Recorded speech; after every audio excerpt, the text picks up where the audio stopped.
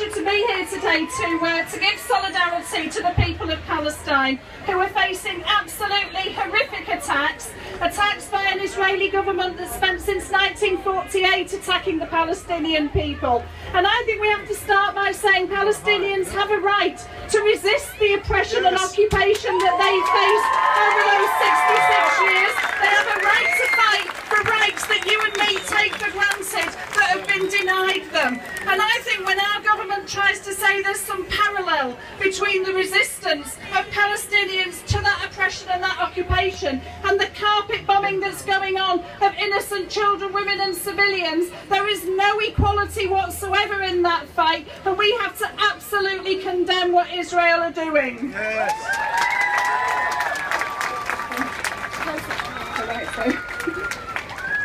But I think the other thing we have to say is that here in Britain we have a government that since the creation of the Israeli state has time and time again supported the Israelis regardless of what barbarity they have done. And our responsibility here is to say we are going to end the support that the British government gives to that Israeli state that keeps it going.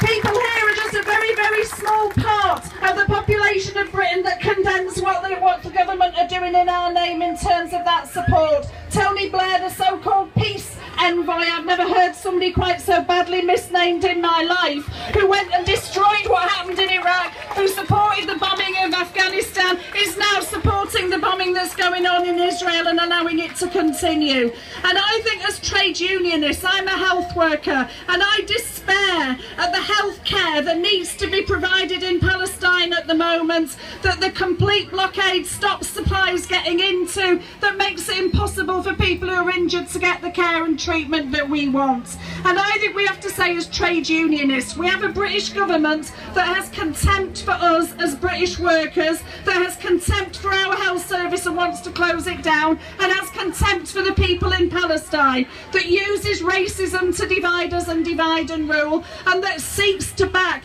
dictator after dictator around the world as long as they give them access to oil and resources. And I think we have to say enough is enough.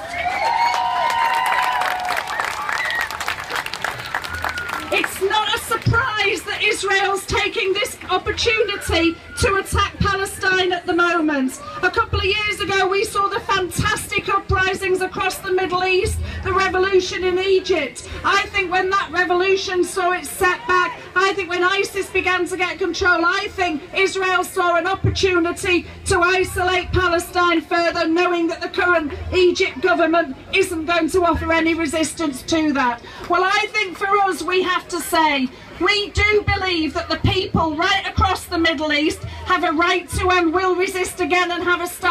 and actually have the opportunity and the power to stop the oppression that's going on there. And for our job here, our job is to oppose the austerity that's been forced on British people, to oppose the racism that they use to divide us, and to stand up against the imperialism that is not being done in my name or yours or the peoples of Britain.